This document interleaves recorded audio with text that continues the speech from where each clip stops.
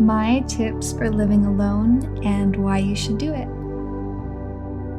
I have lived alone since I was 18 years old, and I am young, so 18 wasn't that long ago, but it's long enough where I've learned the rhythm within myself of what works and what doesn't work for living alone. The way I look at it, I have a lot of years ahead of me, and I have a lot of years when I'm older to live with other people. And so right now, in this time in my life where I'm learning so much about myself and growing so much and finding my place and purpose in the world, it's such a good time to be by myself. And so living alone has been such a huge part of that because I have learned so much about myself and my habits and things that I need to overcome. When it's nighttime and you start feeling lonely and there's no one around to distract you, it is the perfect opportunity to dive really deep within yourself and learn so much about yourself. So I wanted to share with you today some of the things that I've learned from living alone, some of the things that have worked for me really well. And if you've been looking for that extra push of encouragement to move you in the right direction and to live alone, this is your push. Understand the necessary things that you'll need. This is more of a physical tip, but it's still important because when I moved out, I had no idea the things that I needed to get, things that I grew up with that always were just there. So if you're on a budget or you don't know where to start, here are some random things that I realized that I needed that I didn't think I would need. Tape, really important. Never thought I'd have to buy it, but it does come in handy. Along with that, like envelopes you'll need, stamps you'll need from time to time, pens, paper. If you do like any type of work at home, you might need a stapler. I don't have one. I don't need one, but you might need one. You'll need a toolkit. I have a drill, which has been really helpful. I use it quite often actually to hang things up or to build things. So maybe get a drill if it's worth the investment for you. A vacuum cleaner. I vacuum my house literally once a week. Kitchen supplies, pots and pans, utensils, plates, cups, mugs, oven mitts, kitchen towels, a dish drying rack, dish soap, a sponge. You'll need cleaning supplies like surface cleaner, window cleaner if you have a lot of glass, toilet cleaner, shower cleaner, and you'll need paper products if you use them, paper towels, toilet paper. Those are some of the random things that I didn't realize I'd have to spend so much of my money on, but find healthy activities to do when you're feeling alone. Although I enjoy being alone and living alone, there are some nights when I feel alone and it's good to have things to do in those times when you're feeling lonely to recenter yourself and remind yourself of your strength. And the truth is that when you root your stability and your center within yourself, nothing can knock you off your feet, and you'll never feel alone because you have this deep relationship and bond with yourself. Strengthening that bond is so important, and living alone has helped me so much. But there are some nights every once in a while where I do feel lonely. So it's good to have healthy things that you can do in those times. For me, it's reading or exercising, stretching, meditating, doing art, going on a walk, working on like a little project in my house. I always have like at least a project to do. Right now I'm repurposing a dresser, so that's my little project where whenever I don't have anything to do, I have that to do. Clean up after yourself. Even though no one will be asking you to do it anymore because you're living alone, it is really, really important to clean up after yourself immediately after you do it. Do your dishes immediately after you eat, clean your shower regularly, vacuum like once a week. Just keeping up on those cleaning projects will make your space more of a temple to you. You'll learn to honor your space more, and when you come home, you'll feel light and airy, and you won't feel like you're avoiding doing your dishes or cleaning because you've already done them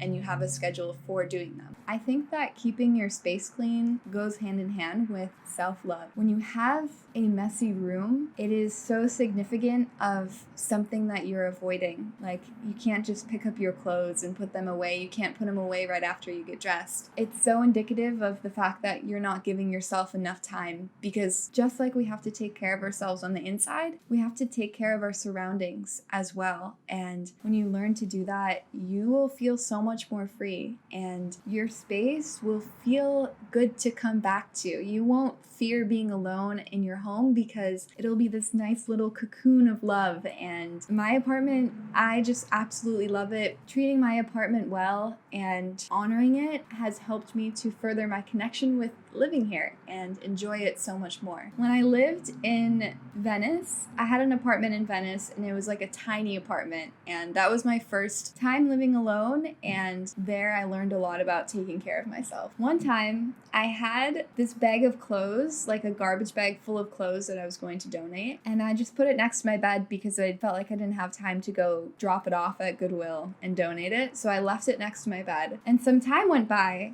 and then one day my boyfriend was over, and he was like, "Hey, you know that bag has been next to your bed for a year?" And I was like, "No, there's no way. There's no way it's been there." But then I thought about it, and I literally left a trash bag full of clothes next to my bed for 1 year. Not even under the bed, but next to my bed. And after that, it was like a huge turning point in my life as far as being clean goes, because I realized how important it is to just get stuff done. And cleaning is the same. Just get it done. Do it in a timely manner, and then you don't have to worry about it, stress about it. It is so important to just do it and get it done. So don't leave a trash bag full of clothes next to your bed for a year. And I don't do that anymore, and I'm so much better. And I'm still learning, but I'm getting so much better at that stuff. Set a regular schedule for yourself. Find different things that you can do in your home to enjoy yourself, excluding social media or TV or anything that distracts you. Find things that exhilarate you and you have fun doing and bring out a creative side of you. I love reading at night, so especially recently I've just been very mindful about my eating schedule, and if I do go hang out with friends, making sure to be back earlier so that I can read before I go to bed, because I honestly just love it so much. Especially I'm reading a book called The Overstory that I love so much right now. So it's really nice to have that one thing that I just love doing and can bring myself back to. I love waking up in the morning and it's quiet and I'm alone and I can just do yoga and meditate. It's just so quiet in the morning here. I love cooking for myself, making food that makes me feel good. And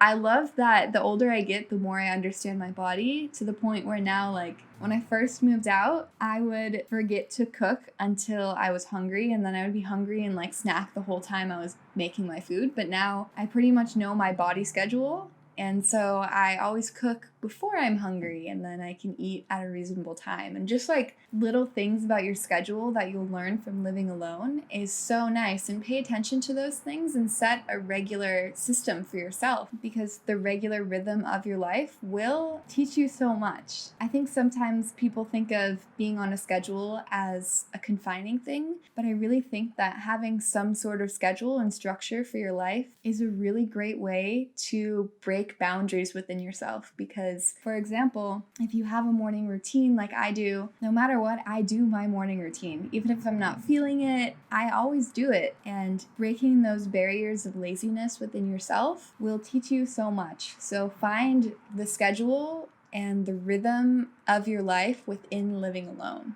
Treasure your time alone. If you can afford to, and you have the opportunity to, living alone will open up so many portals of yourself that you didn't even know existed. Treat it as a fun challenge and an opportunity to grow stronger within yourself. Living alone has taught me so much, and if you're up for the challenge, it's such a fun ride. If you've been debating about living alone, just do it and understand that you're stronger than you can even imagine, and you can overcome anything if you set your mind to it. So set your mind to it, set your intention to it, and understand that when you root your strength deep in yourself, you can overcome anything, and living alone becomes a simple challenge with a beautiful reward. So I would highly recommend that you live alone and try it out and enjoy your time with yourself. Thank you so much for listening.